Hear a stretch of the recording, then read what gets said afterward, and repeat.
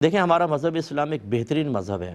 اگر ایک عورت اپنے آپ کو پوری کور کر سکتی ہے، اس کو کور کرنے میں کوئی دشواری نہیں ہے، تنگی نہیں ہے، نقصان نہیں ہے، تو شریعت اس کو بالکل رعایت نہیں دے گی کہ آپ کو ایسا ہی رہنا ہے۔ لیکن جیسے جیسے تنگی بڑھتی جاتی ہے، جیسے جیسے نقصانات کے امکانات بڑھتے جاتے ہیں، شریعت آسانی دیتی ہے۔ جیسے ہماری بہت ساری بچیاں، ہماری بہنیں باہر کے ملکوں میں ہیں، اور وہاں پر بعض اوقات وہ برقع نہیں پہن سکتی، وہ اسکارف نہیں پہن سکتی ہیں، اسکارف تک نہیں پہن سکتی ہیں، نقاب کرنا بہت دشوار ہوتا ہے۔ بعض بچیاں بامر مجبوری ان کو جاب لازم کرنی ہوتی ہے، ورنہ گھر کا نظام نہیں چلتا اور کوئی کفیل نہیں ہوتا،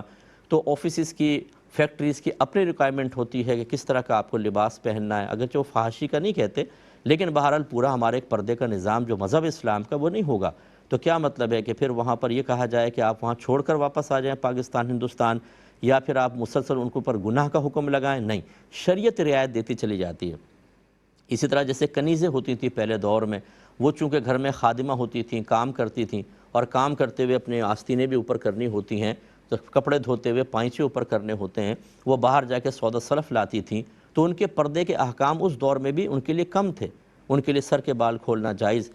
کلائیاں کھولنا جائز، آدھی پنڈلی تک اپنے کپڑے اوپر کر لینا جائز، پردے کا ان کے لیے ہلکا حکم تھا۔ تو یہ شریعت ہماری اس طرح کی رعایتوں کا خیال کرتی ہے۔ آپ نے تو ایک گاؤں کا مسئلہ بیان کیا، جہاں جوائنٹ فیملی سسٹم ہو، اور وہاں پر وہ کچن میں بچی کام کر رہی ہے، کبھی جیٹھ وہاں سے گزر رہا ہے، کبھی دیور گزر رہا ہے، اب آپ وہاں پر اگر بہت ہی زیادہ سختی کا حکم دیں تو اس کے لیے تو کام کرنا مشکل ہو جائے۔ چولہے کے سامنے عورت اپنے آپ کو چادر اوڑھ کے کر رہی ہو، کبھی بھی آگ لگ سکتی ہے، پوری جل کے بھسم ہو سکتی ہے۔ شریعت یہ کوئی کہتی ہے کہ یہ نقصانات کا آپ شکار ہو جائیں؟ وہاں پر رعایت سیکھنی چاہیے۔ یہ جو 4 سال کی کورس کر کے عالمہ بن جاتی ہیں، اور جنہوں نے کبھی شرعی تقاضے صحیح طرح سمجھے نہیں ہوتے، جنہوں نے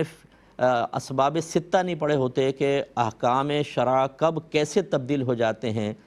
کن اسباب کی وجہ سے جو سابقہ حکم باہر شریعت میں لکھا ہے بعینی بیان کر دیں تو ظلم اور گناہ بن جائے گا،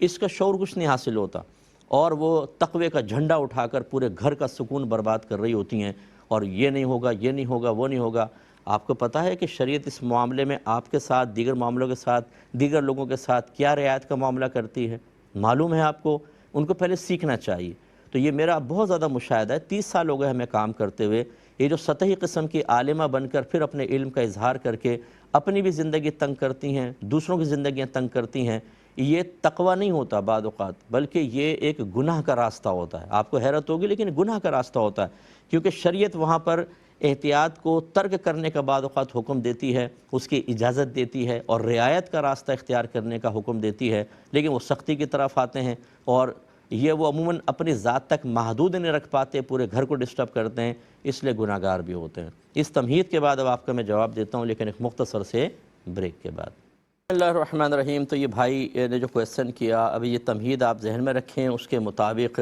جہاں ایسا ماحول ہو کہ وہاں پردہ کرنا مشکل، 4 دیواری موجود نہیں ہے، وہاں ہم یہ تو نہیں کہیں گے کہ شترے بے مہار ہو جائیں، لیکن جتنا ہو سکے اپنے آپ کو بچائیں۔ غیر محرم جیسے کوئی آئے تو ایک سر پہ دوپٹہ ہو، اس کو آگے کر لیں، یا بعض اوقات عورتیں اس طرح جو گوبر وغیرہ کے پاس کام کر رہی ہوتی ہیں تو وہ دوپٹہ بھی اتار کے رکھ دیتی ہیں، تو وہ کوشش کریں کہ کوئی اسکارف وغیرہ ایسا بنائیں کہ بال ڈھکے ہوں، پیٹھ اس طرف رکھیں جو گزرنے کا راستہ ہے، اور یہ کام کریں۔ پھر بھی اگر کسی نے، آپ نے کلائی اونچی کر رکھی ہے، یعنی آستین اونچی کر رکھی ہے، کلائی پہ کسی کی نگاہ پڑ گئی، آپ نے تھوڑا سا اپنے شلوار یا تہبند کو اونچا کیا ہوا ہے، بہن کی پنڈلی پہ نگاہ پڑ گئی گزرتے ہوئے آدمی کی، اللہ تعالیٰ معاف فرمائے گا، کیونکہ شرعی مجبوریاں ہیں۔